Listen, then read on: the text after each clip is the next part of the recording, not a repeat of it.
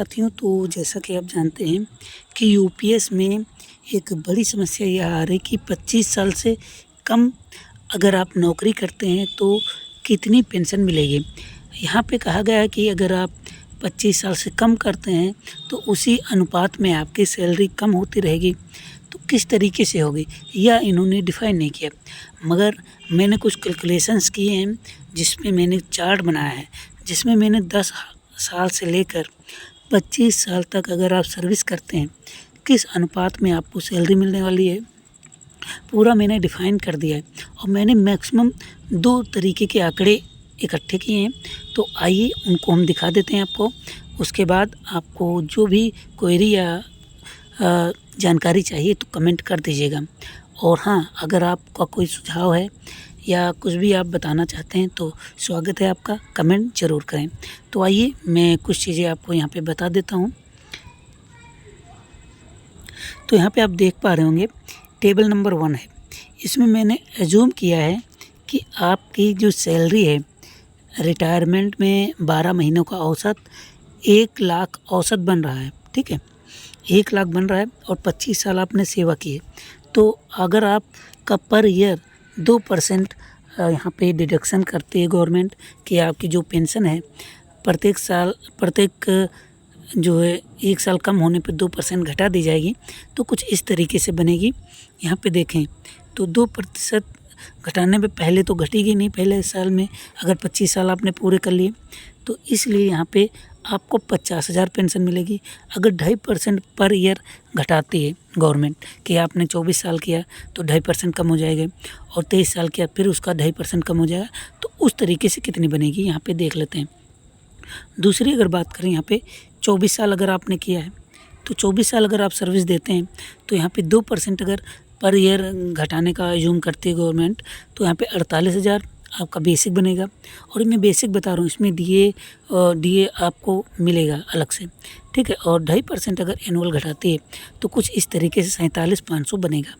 और अगर यहीं पे अगर आप सबसे नीचे अगर देखें, बाकी आप लोग ये चार्ट देख सकते हैं, इसमें आप लोगों को क्या लगता है कि इसमें क्या सुधार करना चाहिए बता दीजिएगा।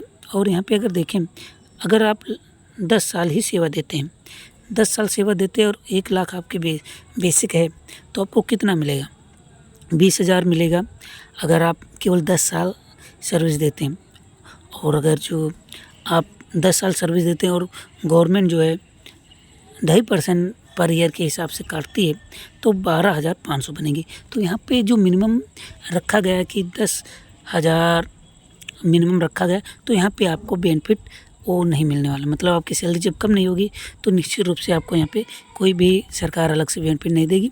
आपकी जो सैलरी है इतनी ही पेंशन आपको मिलने वाली है। नेक्स्ट अगर बात करें हम टेबल 2, इसमें मैंने एज्यूम किया है कि आपकी रिटायरमेंट पे 50,000 सैलरी है। इसमें भी वही आंकड़ा है 25,000 अगर आप 25 साल के ऊपर सर्विस करते हैं तो इतनी मिलेगी, चाहे 2% पर ईयर काटे या फिर 2.5% पर ईयर काटे। इसी तरीके से आप पूरी सैलरी देख सकते हैं। अगर आप 20 साल पे हैं तो 20 साल में आपको कितनी मिलेगी ये आप देख सकते हैं। 50,000 आपके औसत अगर बन रही है तो अगर 2% कटता तो 22,000 मिलेगी और अगर 2.5% कटता है 21,250 मिलने वाली है। नेक्स्ट अगर बात करें, अगर 10 साल ही सेवा आप करते हैं तब यहाँ पे क्या होगा। 10 साल ही अगर सेवा करते हैं तो आपको यहाँ पे मिलेगी 10,000 अगर 2% पर ईयर काटी जाती कम की जाती पेंशन, जैसा कि अनुपातिक रूप से वहाँ पे लिखा गया, मगर उन्होंने कोई ऐसी डिफिनेशन नहीं दी किस तरीके से घटाया गया। तो मैंने औसतन इस तरीके से बनाया। हालांकि सरकार का जो आएगा तो हो सकता है दूसरे तरीके से वो कैलकुलेट करें, उसको हम बाद में आपके लिए उपलब्ध करा देंगे, मगर मोटा मोटी मुझे जो लगता है कि इस तरीके से हो सकती है। और यहाँ पे अगर 50,000 की सैलरी आपने अर्जित की और 10 साल ही सेवा दी है तो यहाँ पे आपकी जो पेंशन होने वाली है 6250। और यहाँ पे आपको बेनिफिट मिलेगा जो कि आपको एक्स्ट्रा मिलेंगे यहाँ पे 3,850 रुपये, 3,750 रुपये आपको एक्स्ट्रा मिलेंगे। मतलब 10,000 पेंशन आपकी एश्योर्ड कर दी गई है, तो इस हिसाब से आपको बेनिफिट मिलेगा। तो इसलिए मैं कहता हूँ कि जो लोग कह रहे हैं एश्योर्ड 10,000 पेंशन, उसको आप भूल जाएं।